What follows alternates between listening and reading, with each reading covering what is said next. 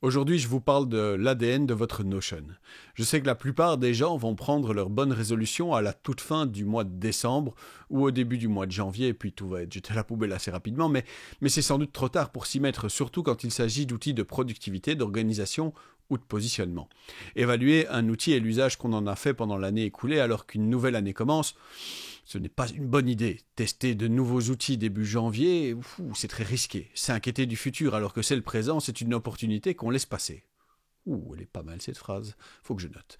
Enfin bon, tout ça pour dire que c'est maintenant que tout se joue. Ce que je vous propose aujourd'hui, c'est de préparer 2022 avec une série d'outils et si vous le souhaitez, avec mon aide. Bonjour, je m'appelle Vince et bienvenue sur Creacity.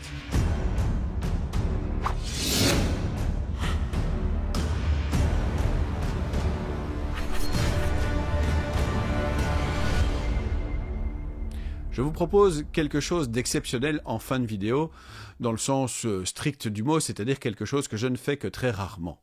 Mais commençons par Notion. Jusque fin 2021, le kit complet Notion avec les 2 livres, les 2 formations vidéo et le template de gestion de projet d'Audrey reste disponible.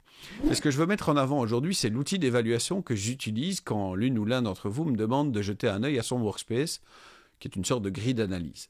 Cet outil vous permet, point par point, de déterminer l'ADN de votre Notion.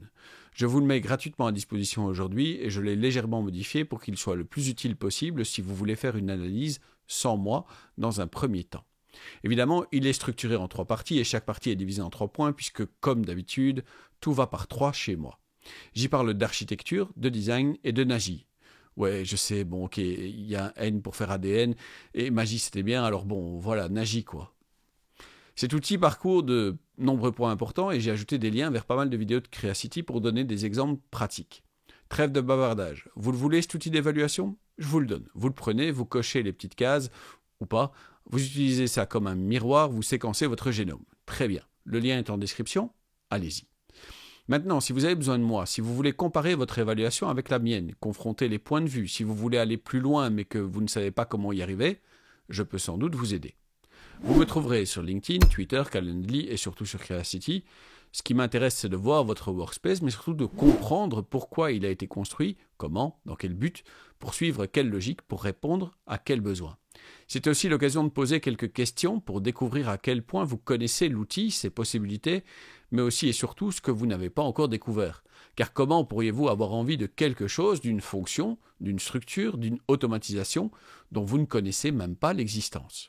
Ça reste une chouette expérience pour moi quand j'accompagne quelqu'un dans son parcours, ce moment où je vois les yeux de cette personne s'allumer et où dans un souffle on me dit « C'est possible ça ?» Oui, c'est possible.